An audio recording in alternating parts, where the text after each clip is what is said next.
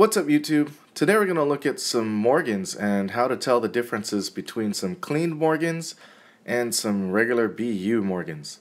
As you can tell, the one on the right, they kind of share the similar brightness as with the BU, but there's an obvious cartwheeling effect or luster effect that's missing on the one on the right. The missing cartwheel effect on the coin and a few other details which we'll discuss later in the video vastly affects the pricing of each coin. The PCGS MS65 being approximately $150 plus or minus, and the AU Details coin or cleaned coin at $25 plus or minus a couple bucks. I have to admit, as a newbie at Morgan's, I made the mistake of purchasing 3 tubes of these at 30 bucks a coin, thinking that I was getting a deal, because how could one think that the difference be so drastic between a clean coin and a BU coin when they essentially look the same? So when I investigated a little bit more, it turns out they're very different, and specifically because of the lack of luster and the way that the coin was cleaned. Not all cleaning methods are the same, and in some cases some are worse than others. And in this case, the coins were cleaned in somewhat of an acid bath and therefore look a little bit flat. On the reverse, it looks like the luster or cartwheeling effect is still somewhat there, but there is a lot less of a cartwheeling effect with the coin that's been cleaned. From my point of view, the brightness of the coin looks similar, but there is still a subtle difference, and identifying this difference is what this video is all about. So we're going to take a look closer under different lighting conditions to kind of see exactly what makes this AU cleaned coin so much different from an actual BU. I'll also compare this with other Morgans that I've recently purchased that you've seen in other videos so that you can see kind of the differences. And I'll use this MS65 version as kind of like a baseline as what a BU coin should look like. So as a newbie, I made this video so that you can see the difference between a $20 coin, a $25 coin, and a $100+ coin in various grades, and see if you can pick them out as a beginner. And if not, why can't you pick them out, and let's discuss it. With this pair, you see a $19 coin on the left and a $30 coin on the right. But to some people, the coin on the right is worth less because of the way it was cleaned. Which, to be honest, I don't entirely understand just yet, how much value is lost in cleaning when the actual coin is still authentic and it still has more details than the one that has less details and is dirty. This particular coin still has some original mint luster. I'm not sure if it comes out on the camera, but in the hand you can see that it has original luster, but it is a little bit dirty. Whereas the other one, I tried to compare as much as possible in order to kind of see if you can see the difference between the different light types of luster types under light. And you can see that the coin on the right that's been cleaned is just bright. The fields are all kind of scratched up and has all these micro abrasions, whereas the coin on the left doesn't have the micro abrasions and has the luster, where the coin on the right just has a reflection.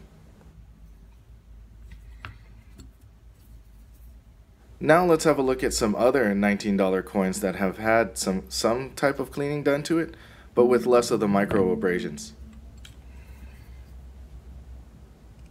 While you're watching, I wanted to do a quick shout out to BSO. He's very educated in this field and I learn a lot from the guy. Check out his channel.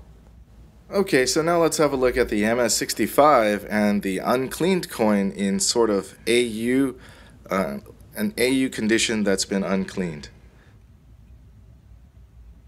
See if you can tell the difference between this BU coin versus the AU coin. It's hard to pick out, but there are some subtle differences. And if you can see them, go ahead and make a comment in the section below. Would love to hear how you identify that. Alright, so now that we've taken a look at the fields and some of the cartwheel luster, let's take a look at it under different light and see how that affects the look of the coin under different lighting conditions, because sometimes that will affect it. So in this case, the clean coin has somewhat of a flat shine. And let's take a look at it side by side. So you can really see the difference. So under minimal light, the differences start to show a little bit more.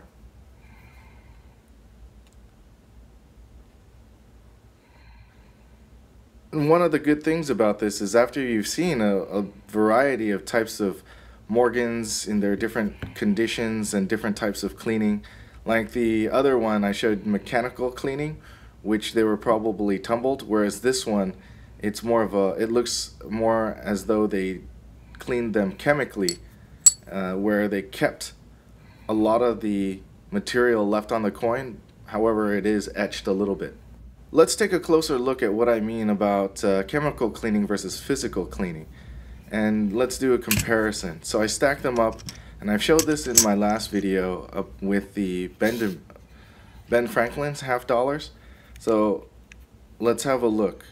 And in this scenario with these coins, the AU cleaned coins, they have uniform reeds, which was kind of surprising, but you can see that the Morgans that were cleaned physically on the lower half, or the half on the left, the reeds are a little bit, you can tell that they were cleaned in a different way.